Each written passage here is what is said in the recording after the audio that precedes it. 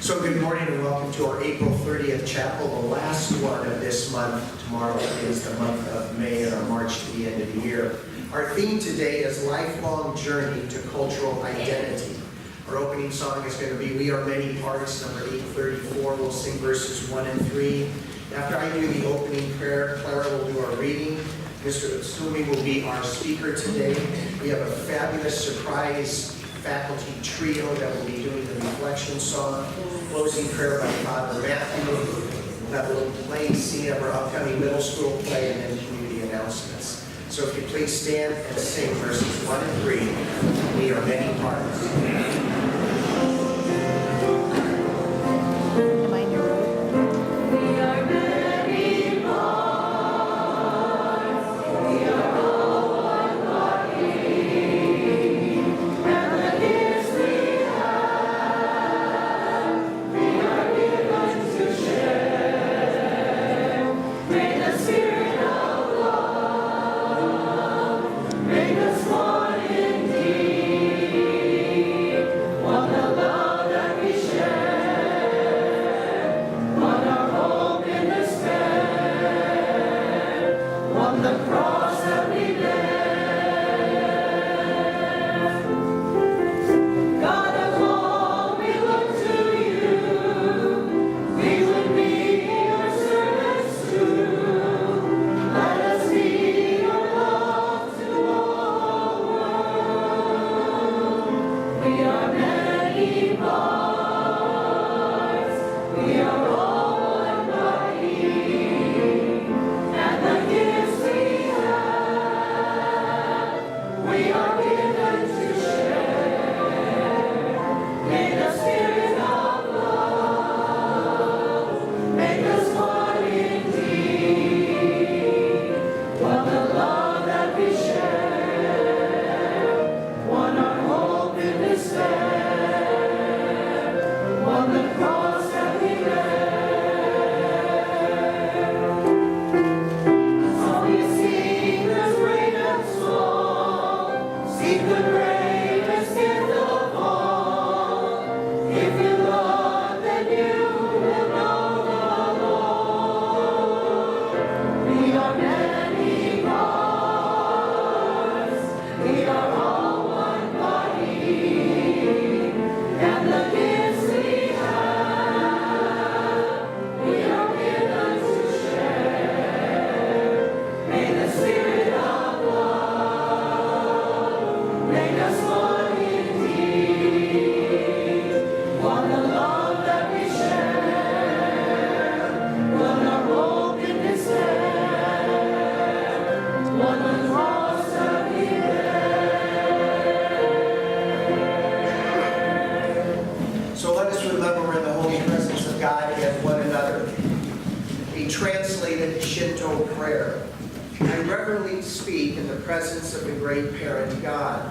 I pray that this day, the whole day, as a child of God, I may not submit to my own desire, but instead show divine glory by living a life of creative nature which shows the true individual. Amen. Please be seated.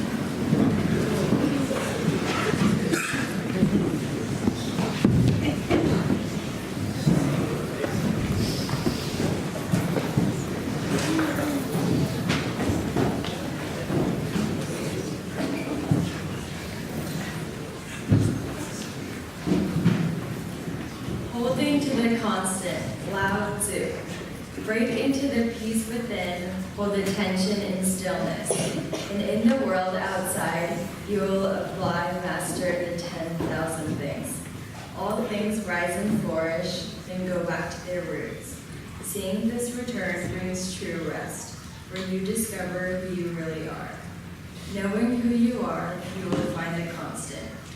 Those who lack harmony with the constant court danger, but those who have it gain new vision. They act with compassion. Within themselves, they can find room for everything. Having room, they rule themselves and lead others wisely. Being wise, they live in accordance with the nature of things. Empty of self and one with nature, they become filled with the Tao. The Tao endures forever. For those who have attained harmony with the Tao will never lose it, even if their bodies die.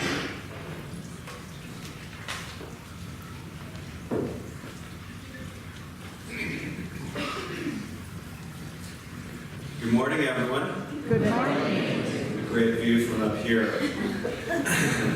So I'm so pleased to have this opportunity to speak to our community today, as April ends and the month of May is just around the corner. When I agreed to this talk, I requested this particular spot on the calendar because tomorrow is the beginning of Asian Pacific American Heritage Month.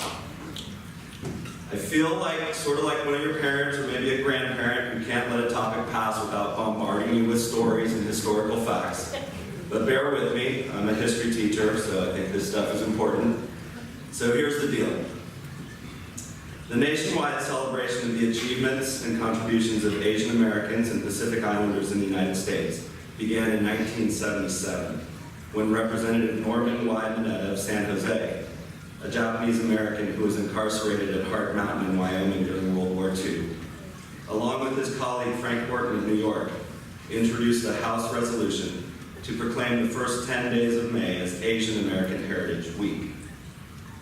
Shortly after, the senators from Hawaii, Daniel Inouye and Spark Matsunaga, both World War II veterans who fought in the Japanese-American 442nd Regiment, introduced a similar bill in the Senate.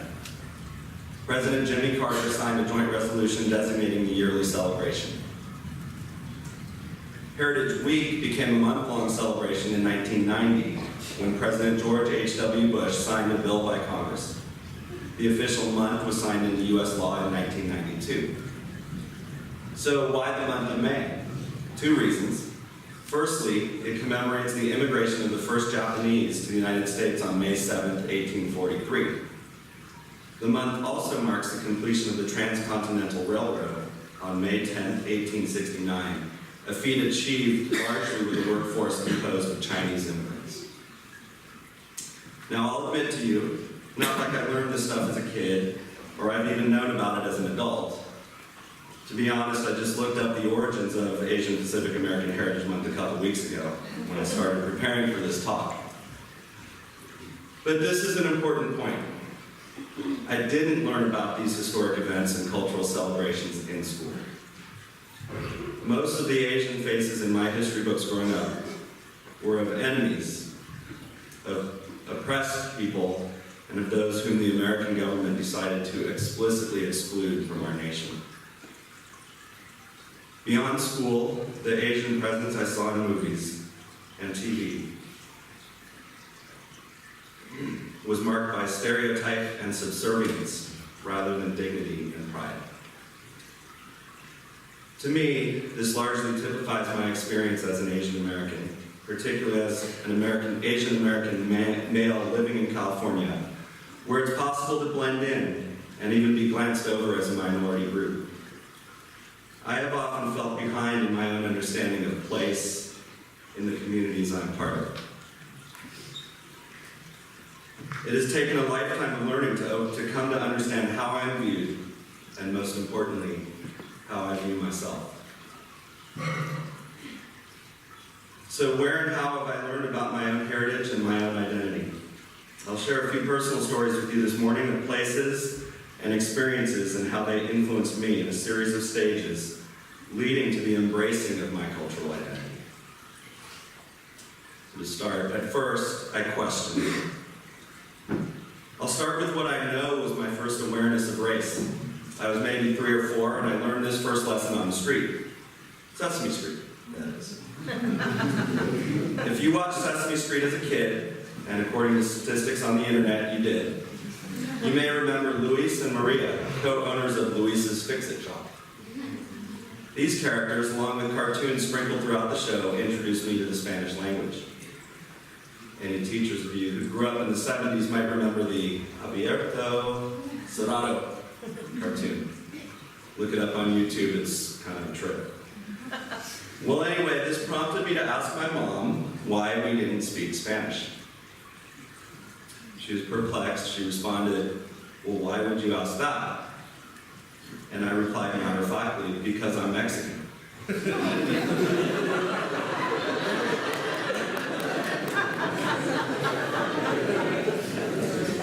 Before I understood ethnicity, I understood color. And I knew I looked a lot more like Luis than Mr. Hooper. In the next stage of my story, I hid. As we know, kids are curious. Kids can also be relentless, and kids can be mean. At some point in elementary school, curiosity about middle initials and middle names spread through my class. My middle name is Japanese. So when I got asked, what does S stand for, I had to think fast. What's the most American name that starts with the letter S? Steve. Perfect. I declared that my middle name was Steve. That satisfied the masses. As far as they were concerned, I was Kyle Steve Utsumi. But it saddens me to think back to this experience. I was 6, 7, 8 years old, and I knew that I needed to hide my name, my heritage. It hurts now to tell this story, knowing that my parents gave me my Japanese name to honor my grandmother. If you want to know what it is, feel free to ask me. I'd love the opportunity to tell you, and this time tell people with pride. So there came a time then in which I overcompensated. Looking back at high school, I'm guessing that high school me figured any attention was good attention. One of my best friends and teammates was also Japanese, and between sports, clubs, classes, we pretty much hung out all the time. 2 Asian guys, easily recognizable on a mostly white campus. Naturally, our friends gave us a nickname. Yep, we were highly visible, well-known, and we were known as the Rice Brothers. Did it bother me? Not really. I embraced it, probably used it, and overcompensated as the opposite of hiding. Was it meant to be harmful or derogatory? I don't think so. Probably the opposite, in fact. This would have fit perfectly in a teen comedy from that era. But seriously, take a moment, no matter what your heritage is, and put a staple food from your culture of your ancestors, in front of brothers or sisters, and what kind of nickname do you get? But I was young, and those were good times. But as I would find out, nicknames like the Rice Brothers don't always conveniently go away. Because after high school, I went off to college. And when I got there, freshmen were instructed to sign up for something called email. Believe it or not, its purpose wasn't completely clear to us. It wasn't until my 3rd year of college that we began sending computer messages to each other on campus, and I distinctly remember someone saying, "Did you know you can actually email people at different schools, anywhere, and it's free?" So anyway, college freshman me had to come up with a username. As far as I remember, they gave us no guidelines or friendly tips on what might be a good idea, like maybe using your first name or first name, last initial. And thus, left to my own devices, my first ever email address was ricebro@leland.stanford.edu. RICEBRO. Admittedly, I thought I'd never use this email thing. And it didn't really bother me once we started sending messages to each other in the dorms. But at the end of college, you start applying for jobs. And that means you write a resume. And wait, hold on. What? I have to put my address, phone number, and email on there? Yeah, not super professional. I thought it was all good when, after graduating, the Alumni Association invited me to activate my alumni email account. Perfect. A new start, an appropriate username for a professional college graduate me. But no, you keep your username forever. So yes, to this day, I log on to the alumni website as Ricebro. Kind of funny, but not something I'm super proud of. So after this, in the longest stage of my story, I avoided. I avoided thinking about or confronting race, my ethnicity, my identity. In my first job, I was the only person of color in a really small office, so I tried to blend in as I always had, not wanting to stand out. I realize now that of course I did, but I was ignorant to diversity for a long stretch of time because I think it was easier for me that way. They say ignorance is bliss, but getting jolted back to reality is brutal. For me, that moment came far away from home at a time of an emotional low in the form of words from a respected mentor. I was coaching the American women's water polo team at the Junior World Championships in Portugal, and we suffered a shocking upset loss to China in the semifinals. In the aftermath of that, my staff and our boss, the coach of the Olympic team, were debriefing late into the night in our hotel lobby. We felt the reffing was really, really bad. And my boss tried to help me by rationalizing why the referees, who were both European, seemed to steer the game away from us. He told me things like, our senior team hasn't lost a game all year, maybe they don't want the United States to win again. And China is hosting the next Olympics, maybe they think this will boost interest in water polo there. He then singled out the referee from Greece and continued, maybe he doesn't like Asians.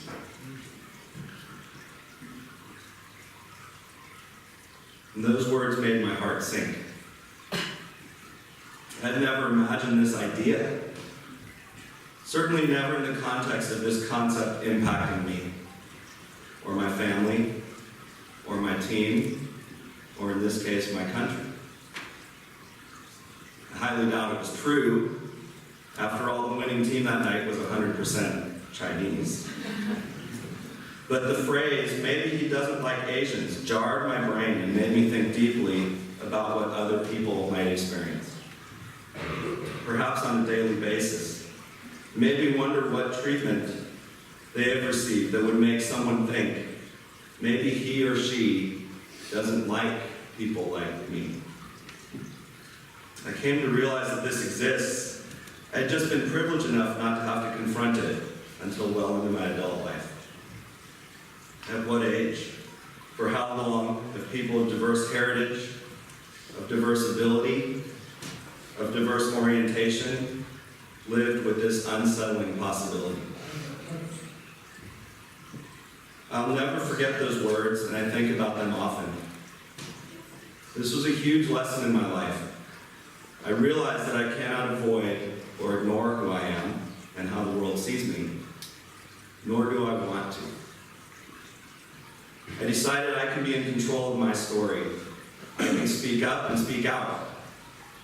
And so now I embrace the beauty of diverse backgrounds and diverse communities. I embrace my role as a member of those communities, this community. I embrace opportunities to share stories, some good, some bad, some funny, some painful, with colleagues who understand. I embraced the chance to be a role model. It wasn't until I was a junior in college that I'd ever had a teacher who looked like me. I embraced my heritage, my culture, my family, my identity. I embraced who I have been in the past, who I have become today, and who I can be in the future. As some of you are far more advanced in your personal cultural journey than I was at your age, or even more advanced than I am today. No matter what stage you're in, I challenge each of you to allow yourself to embrace and celebrate the heritage that makes you who you are. Thank you.